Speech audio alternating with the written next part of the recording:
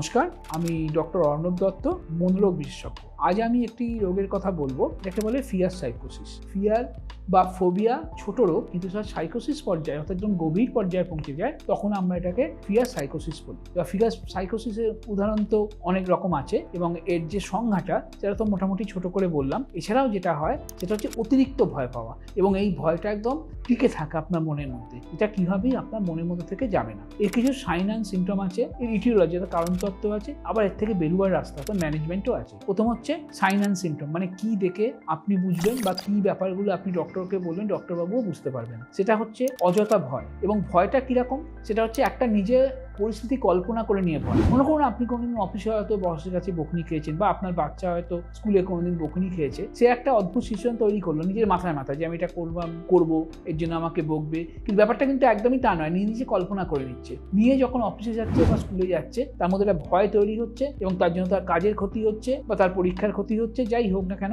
তখন সেটা তার ফিয়ার সাইকোসিস ডেভেলপ করছে। অর্থাৎ পুরোটাই তার নিজের তৈরি করা। তার সঙ্গে আর কি সিমটম দেখা যায়, তার ঘুম কম হয়, তার সবসময় বুক ধড়ফড় করে, তার হাত পা কাঁপে, অনেক সময় মাথা ঘোরে। তারপরে হচ্ছে হ্যালুসিনেশন হয়, মানে কোনো একটা শব্দ শুনতে পায় বা কোনো একটা গন্ধ নাকে পায় বা কোনো কিছু দেখতে পায় যেটা কিন্তু বাস্তব কোনো অস্তিত্ব নেই, যেটাকে আমরা হ্যালুসিনেশন বলি। ডিলুশন মানে কি, একটা ভ্রান্ত ধারণা, আমি গেলে এই কাজটা করলে আমাকে বকুনি দেবে, হয়তো এই কাজটা ওনার নেই বা এই কাজটা উনি করবেনই না, তবু মনে মনে এটা ভেবে নেবে। এইরকম একটা ব্যাপার করে এই সাইন সিমটমগুলো আমরা দেখতে পাই। এবার হচ্ছে কি ইটিওলজি অর্থাৎ কারণ তত্ত্ব। কারণ তত্ত্ব কি, জিনগত একটা ব্যাপার থাকে, যদি সেটা সম্ভাবনা খুব কম, 1/3 কাজ করে আমাদের জিন। এছাড়া যেগুলো থাকে, কোনো ট্রমাটিক সিচুয়েশনে সে হয়তো ছিল, তার হয়তো সত্যিকারের জীবনে কোনো ট্রমা গেছে, সে স্কুল হোক, কলেজ হোক বা কাজের ক্ষেত্রে হোক, সব জায়গায় সেখানে হয়তো তার ছিল, সেখান থেকে এই ব্যাপারটা ডেভেলপ করে। বা সে হয়তো যে কাজটা করে সেই কাজটা তার ঠিক পছন্দের নয় বলে তার হয়তো টুকটাক ভুল হয়, তার জন্য তো ঊর্ধ্বতন কর্তৃপক্ষ হয়তো একটু বকাবকি করেন। সেই জন্য প্রতিবারই উনি ভেবে নেন এবার যাচ্ছি, এবার এই ভুল হবে, এবার আমাকে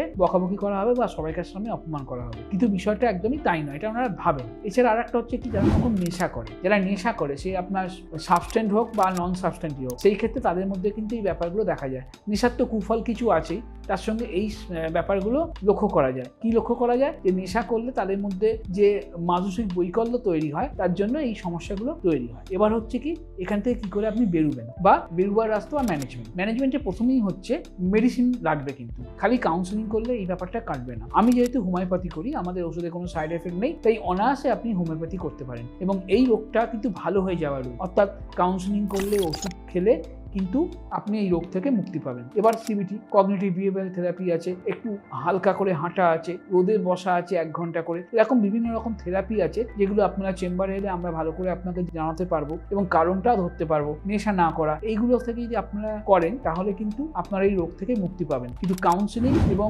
মেডিকেশন, যেটা আমরা বলি, মানে যেটাকে ধ্যান বলতে পারেন, এই ব্যাপারটা, এবং তার সঙ্গে ওষুধপত্র খাওয়া, এই ব্যাপারগুলো কিন্তু আপনাদের মাথায় রাখতে হবে, না হলে কিন্তু এই রোগ থেকে আপনারা মুক্তি পাবেন না। আর একটা বিষয় আপনাকে মাথায় রাখতে হবে, আপনার সাহস বাড়াতে হবে, তার জন্য কাউন্সেলিং প্রয়োজন। এবং অনেক সময় আমরা ভাবি যে এই সিচুয়েশনটা হবে, কিন্তু বাস্তবে এটা হয় না। হয়তো আপনি ভাবলেন, কিন্তু অফিসে গিয়ে সেটা হলো না, বা স্কুলে গিয়ে বাচ্চা সেটা হলো না। সেক্ষেত্রে কিন্তু একটা মনের মধ্যে জোর তৈরি হয় যে আমি হয়তো অনেক সময় ভুল ভাবছি, কিন্তু এটা মাথায় আপনাকে নিতে হবে এবং সাহস বাড়াতে হবে। সাহস বাড়ালে, ওষুধ খেলে, কাউন্সেলিং করলে, নিজেদেরকে সাহস বাড়ালে, তবেই এই রোগ থেকে কিন্তু আপনারা মুক্তি পাবেন।